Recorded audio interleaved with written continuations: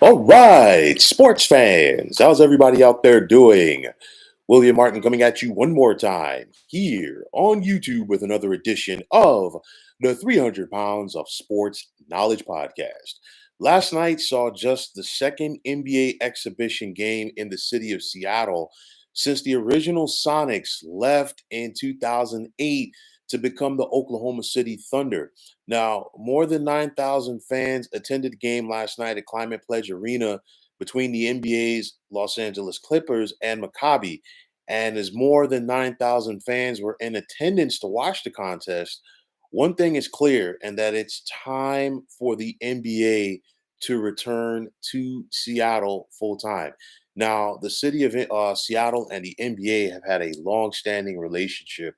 And you think about the history of the Seattle Supersonics there. And honestly, because of that, you can't tell the story of the NBA without talking about the Sonics. And you just think about, some of those players from that championship team in 1979 with, downtown Freddie Brown, Dennis Johnson, who went on to be a Hall of Famer, Jack Sikma, Slick Watts, Gus Williams, and of course, Lenny Wilkins, the former head coach and former player for the Sonics as well.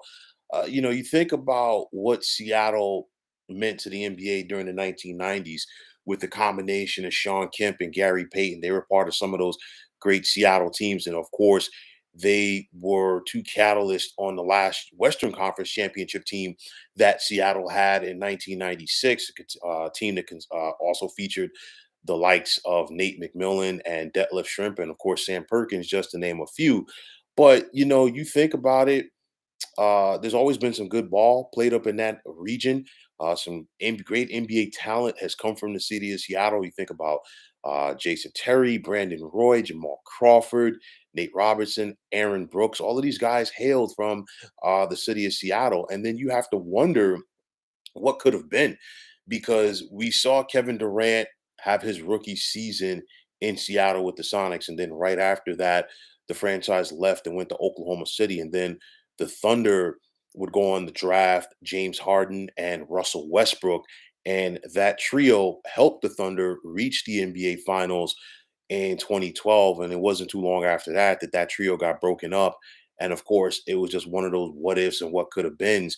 But can you imagine if all three of them played together in Seattle? That city would have gone absolutely nuts and embraced all of them. Now, you think about the Supersonics and you think about the rivalries that they had with the Portland Trailblazers, in the Pacific Northwest, the Houston Rockets, the Sonics and Rockets had some very good playoff series in the 1990s. And then, of course, the long-standing rivalry between the Seattle Supersonics and the Los Angeles Lakers. That's why I really think, the NBA needs to put a team back in there to get those rivalries going once more. To me, there's always been a buzz for basketball in the city of Seattle. And at the bottom line, you got to answer the bell, because Seattle is a great sports city. And, now you got the NHL's cracking there. You got the Seattle Seahawks of the NFL, the Seattle Sounders of the MLS, and of course, the Seattle Mariners, who are heading to the postseason in MLB for the first time in 21 years. And I think it's time that the Sonics get back there. I mean, obviously, the people there for the most part didn't want to see them go, but of course, money talks. And of course, the then Sonics, now Thunder, couldn't get the arena and the deal that they wanted, and they left. But at the end of the day, I think this comes down to Adam Silver, the NBA's commissioner, as well as you know whoever else is involved, within the city of Seattle that's going to have some say or have some pull on the matter, if you will, to get this done. 14 years is far too long. Obviously, it's not going to happen like that. But I think if this can get done between now and the end of this decade, I think it would be tremendous for the folks there. I think it's going to happen at some point. We just don't know when. But the bottom line is Seattle needs another NBA franchise. It's not the biggest market in the United States, but it's still big enough. And you think about the long-standing relationship that city has had with the NBA, the impact that has come out of that region as well. And I think it's high time for the NBA to get back and embrace that. Last night's exhibition game was a step in the right direction. Now let's see if the NBA can build off of that. So, folks, that's going to wrap it up. And as always, I want to take this time out to thank you for tuning into the 300 Pounds of Sports Knowledge podcast here on YouTube. I want to take the time out to thank all of you fine folks out there for tuning in. And if you have not already, please feel free to subscribe to this channel.